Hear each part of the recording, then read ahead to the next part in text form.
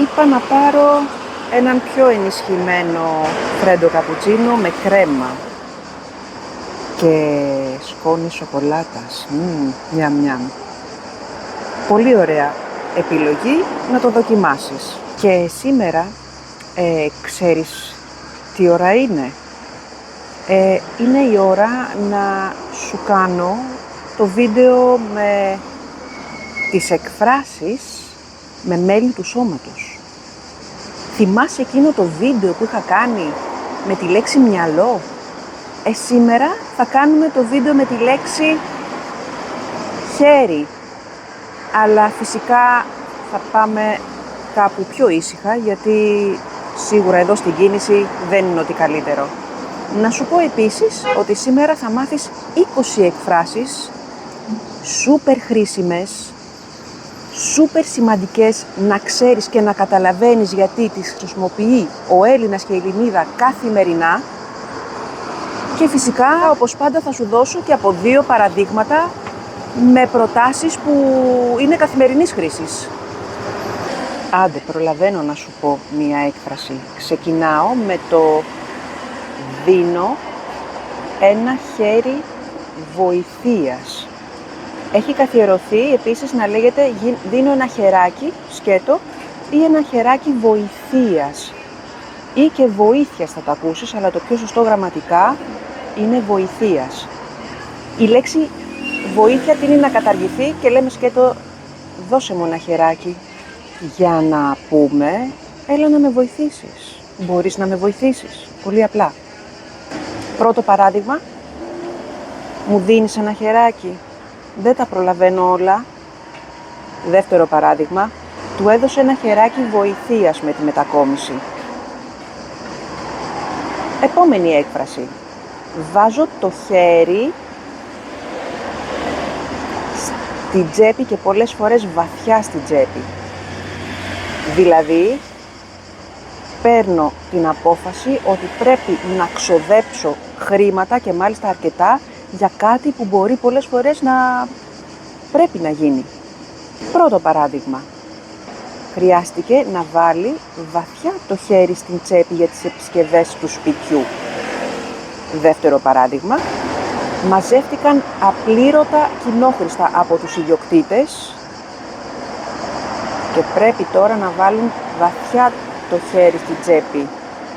Αλλά από ό,τι φαίνεται εδώ έχουμε πολύ θόρυβο, οπότε η συνέχεια επί της οθόνης. Και επειδή όπου και να πάω θα έχουμε θορύβους παντού, αποφάσισα να συνεχίσω το βίντεο στο μπαλκόνι μου. Και πάμε ολοταχώς στην τρίτη έκφραση που χρησιμοποιούμε πάρα πολύ καθημερινά, έχω το πάνω χέρι. Και τι σημαίνει? Σημαίνει ότι έχω τον έλεγχο ή το πλεονέκτημα μιας κατάστασης, μιας σχέσης ή και μιας συνεργασίας. Πρώτο παράδειγμα. Στις διαπραγματεύσεις, εκείνος είχε πάντα το πάνω χέρι. Δεύτερο παράδειγμα. Το παίζει αρχηγός, αλλά στο σπίτι του η γυναίκα του έχει το πάνω χέρι. Μήπως αναγνωρίζεσαι? Αγόρια, ενωθείτε, μπορείτε. Τέταρτη έκφραση και θέλω να μου πεις στα σχόλια αν υπάρχει αυτή η έκφραση στη γλώσσα σου, γιατί είμαι σχεδόν σίγουρη ότι, τουλάχιστον το ξέρω για τα γαλλικά, ότι υπάρχει στη γλώσσα σου. Είναι το δεξί μου χέρι. Που τι σημαίνει? Ό,τι σημαίνει και στη δική σου γλώσσα. Είναι ο πιο έμπιστος και ο πιο πολύτιμος συνεργάτης μου. Πρώτο παράδειγμα. Η γραμματέας μου είναι πραγματικά το δεξί μου χέρι στη δουλειά. Δεύτερο παράδειγμα. Δεν ξέρω τι θα έκανα χωρίς αυτόν τον άνθρωπο. Είναι το δεξί μου χέρι. Η επόμενη έκφραση, υπερχρήσιμη. Μπορείς να τη χρησιμοποιήσεις και αρνητικά. Είναι στο χέρι μου ή δεν είναι στο χέρι μου. Θα την ακούσεις καθημερινά. Ακόμα και αν πας να κλείσεις ένα εισιτήριο για να πάρεις πλοίο και έχει τρομερούς αέριδες και σου πούνε έχει απαγορευτικό, δεν μπορείς να ταξιδέψεις και τους πεις μα πότε θα μπορέσω να ταξιδέψω? Τι να σας πω, δεν είναι στο χέρι μου, που σημαίνει δεν εξαρτάται καθόλου από μένα. Ή Στη θετική του περίπτωση εξαρτάται από σένα. Από σένα εξαρτάται αν θα κάνεις ή δεν θα κάνεις κάτι. Πάμε το πρώτο παράδειγμα. Είναι στο χέρι σου να πετύχεις τις σπουδές σου. Δεύτερο παράδειγμα.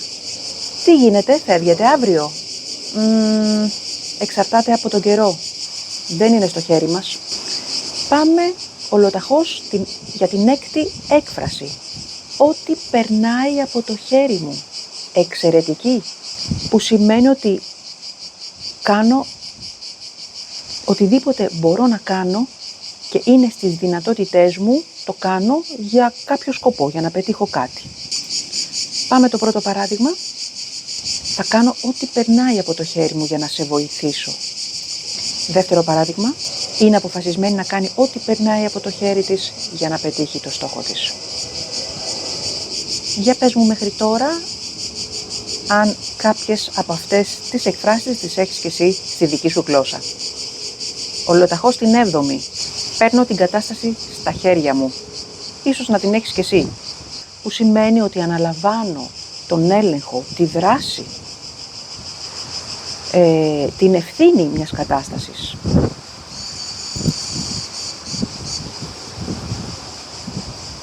Κουνάει και την κάμερα ο αέρας και δεν ξέρω, ελπίζω να μην έχει ζαλιστεί μέχρι τώρα που βλέπεις αυτό το βίντεο και από τις εκφράσεις και από τα φυσικά φαινόμενα.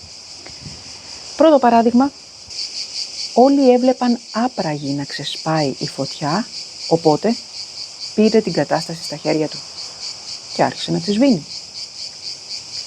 Επόμενο παράδειγμα, ήρθε η ώρα να πάρεις την κατάσταση στα χέρια σου. Avanti popolo,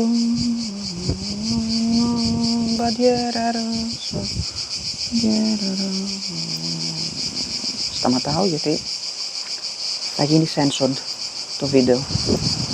Άλλη σπουδαία έκφραση καθημερινής χρήσης. Έχω κάποιον στο χέρι, που σημαίνει ότι μπορώ να τον πιέσω, να τον επηρεάσω και γενικά να τον εκμεταλλευτώ ή να τον ελέγξω γιατί ξέρω κάτι για εκείνον, ξέρω κάποια μυστικά του που δεν είναι και τόσο καλά.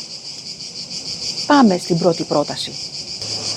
Νομίζω ότι με έχει στο χέρι και ότι γίνεται το δικό του, αλλά αυτά πατάτε. Δεύτερο παράδειγμα, τον έχει στο χέρι γιατί ξέρει όλα του τα μυστικά.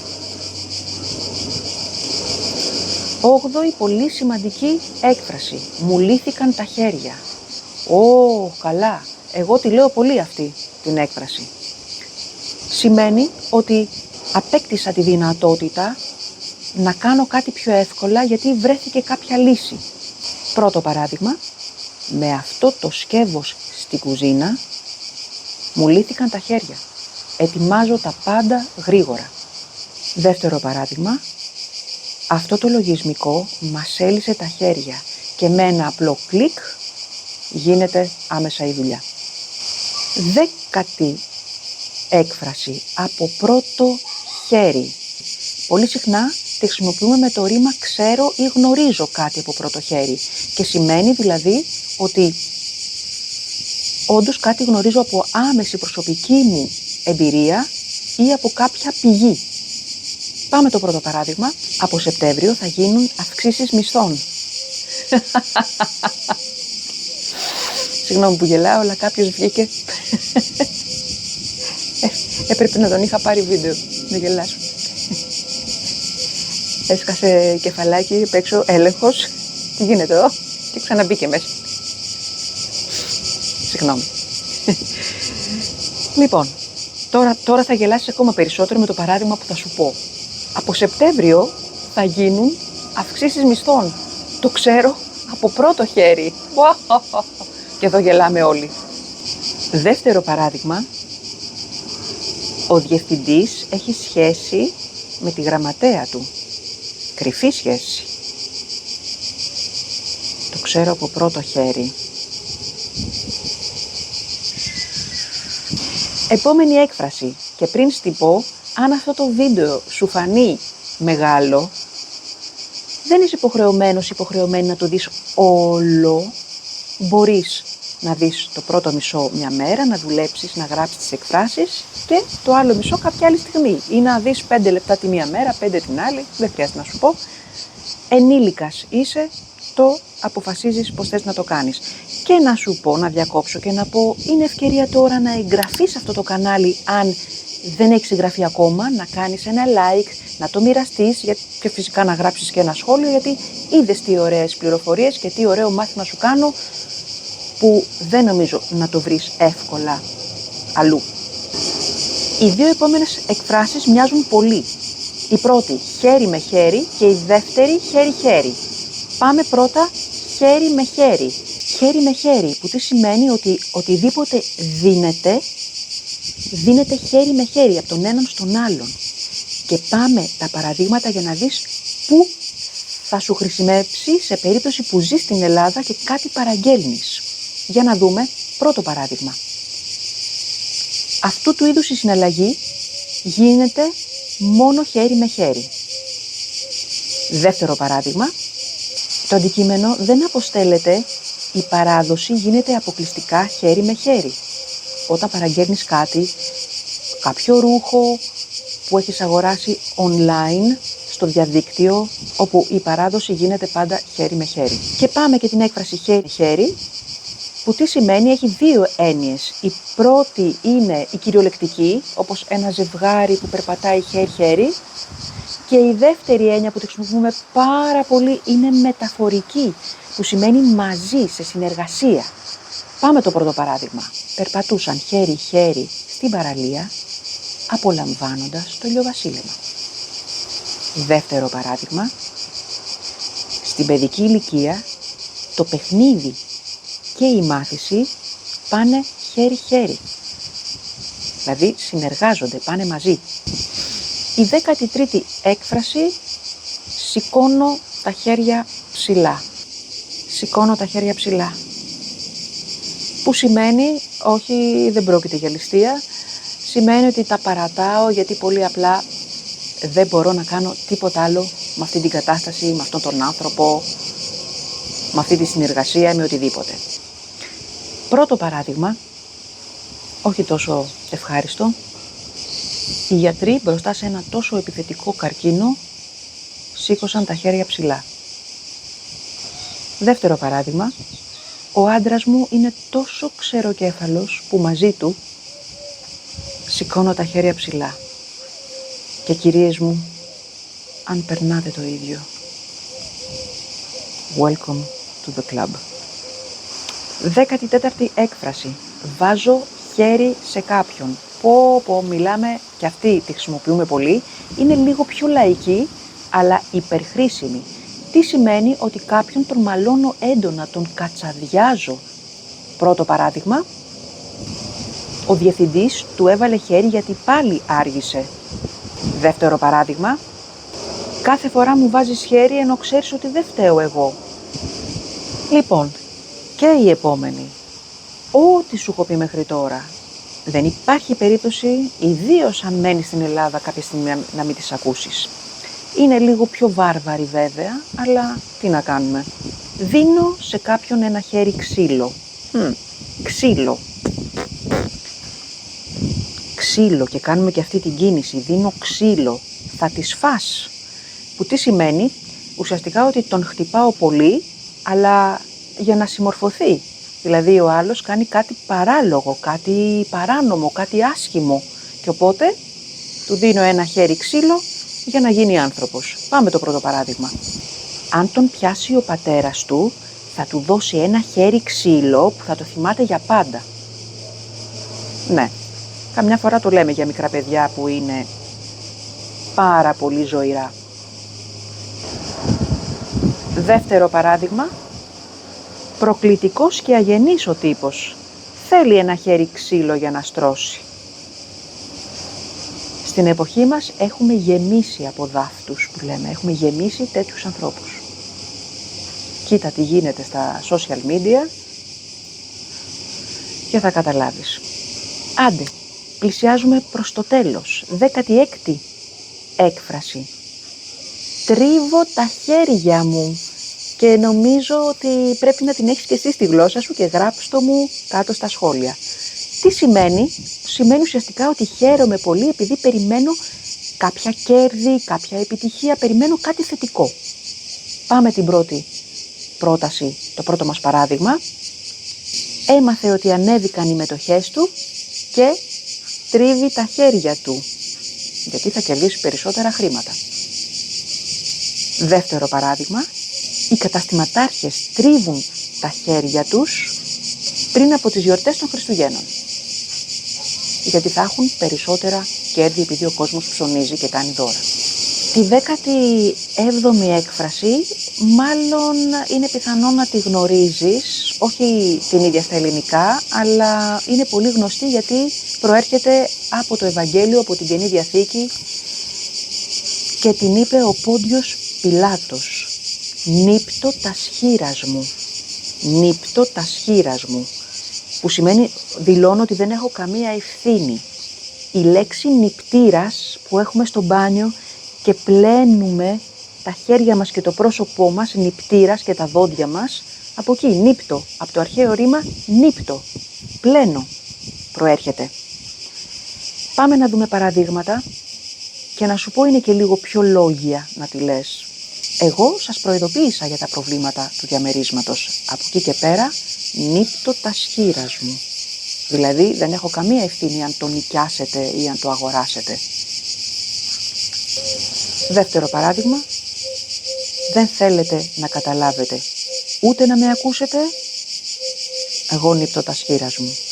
Όταν προειδοποιείς κάποιον για κάτι και θέλεις να τον προστατέψεις, αλλά δεν θέλει επουδενή να σε ακούσει. Η επόμενη έκφραση, μάλλον πολύ πιθανό να την καταλάβεις πάρα πολύ εύκολα γιατί την έχεις στη γλώσσα σου. Γράψτε το μου στα σχόλια. Με σταυρωμένα χέρια. Κάθομαι με σταυρωμένα χέρια. Δηλαδή, άπραγος, άπραγη. Δεν κάνω τίποτα. Μένω αδρανής. Πρώτο παράδειγμα, δεν θα μείνω με σταυρωμένα χέρια, θα τον τρέχω στα δικαστήρια. Όταν κάποιος έχει κάνει κάτι ενδεχομένως κακό, μας έχει βλάψει και λέμε δεν θα μείνω με σταυρωμένα χέρια. Δεύτερο παράδειγμα, όλοι βοηθούσαν για να συμμαζέψουν το σπίτι και εκείνη καθόταν με σταυρωμένα τα χέρια.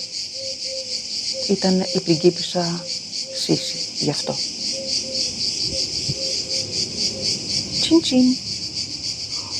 Άντε, φτάσαμε και στην προτελευταία έκφραση, η οποία είναι καταπληκτική. Μου αρέσει πάρα πολύ, τη χρησιμοποιώ, γιατί έχει να κάνει και με ταλέντο. Η έκφραση πιάνουν τα χέρια μου. Όχι πιάνουν στην κυριολεξία, πιάνω τα γυαλιά μου ας πούμε τώρα, όχι. Πιάνουν με την έννοια ότι είμαι επιδέξιος, επιδέξια. Ξέρω να φτιάχνω πράγματα. Έχω ταλέντο στο να τα επιδιορθώνω, να τα επισκευάζω, αλλά και να φτιάχνω διάφορα πράγματα. Πάμε το πρώτο παράδειγμα. Χάλασε η πρίζα. Άστο πάνω μου. Πιάνουν τα χέρια μου. Θα τη φτιάξω. Δεύτερο παράδειγμα. Πιάνουν τα χέρια της και μεταποιεί μόνη της όλα της τα ρούχα. Μεταποιεί σημαίνει φτιάχνει, τα αλλάζει, τα τροποποιεί. Ξέρω εγώ, έχει μία μακριά φούστα, την κάνει μίντι. Ή ξέρω εγώ, έχει ένα πουκάμισο, κόβει τα μανίκια και το κάνει αμάνικο. Αυτό σημαίνει μεταποιώ. Φτάσαμε αισίως και στην τελευταία έκφραση. Μου φαίνεται δεν πρόκειται να σου ξανακάνω τόσο μεγάλο βίντεο. Θα το σπάω σε 2 μέρη. Πέφτει στα χέρια μου. Εύκολη, χρήσιμη, την βρίσκεις πολύ συχνά και στο διαδίκτυο και ο κόσμος τη λέει συνέχεια. Πέφτει στα χέρια μου, δηλαδή κάτι βρίσκω τυχαία. Πρώτο παράδειγμα, έπεσε στα χέρια μου ένα πολύ ενδιαφέρον βιβλίο που μιλάει για 3 τελίτσες. Δεύτερο παράδειγμα, έπεσε στα χέρια της μία παλιά φωτογραφία της οικογένειάς της και συγκινήθηκε πολύ. Επιτέλους, τελείωσε αυτό το βίντεο. Και τώρα ξέρεις τι ώρα είναι? Όπως σου είπα στην αρχή του βίντεο, είναι ώρα να κάνουμε τις εκφράσεις με τα μέλη του σώματος. Τώρα είναι ώρα να βάλεις ένα χεράκι και να βοηθήσεις αυτό το βίντεο με hype. Το ξέρεις το hype, το αστεράκι, για να το προωθήσει στην αρχική σελίδα. Να κάνεις εγγραφή, να κάνεις like, να κάνεις share, να τον μοιραστείς, να μου γράψεις στα σχόλια πώς το βρήκες, ποια έκφραση σου άρεσε, αν βρήκες κάποιες σκηνές με τη δική σου γλώσσα και φυσικά πάρε και μια συμβουλή, φυσικά να δίνεις προτεραιότητα σε εκείνες τις εκφράσεις που έχεις παρόμοιες και στη δική σου γλώσσα και χρησιμοποιείς, γιατί θα τις μάθεις πιο εύκολα. Αλλά τώρα βασικά είναι ώρα να σε αφήσω και να πάω να κάνω τη βουτιά μου. Γι' αυτό κλείνω γρήγορα αυτό το βίντεο και σου λέω να είσαι καλά.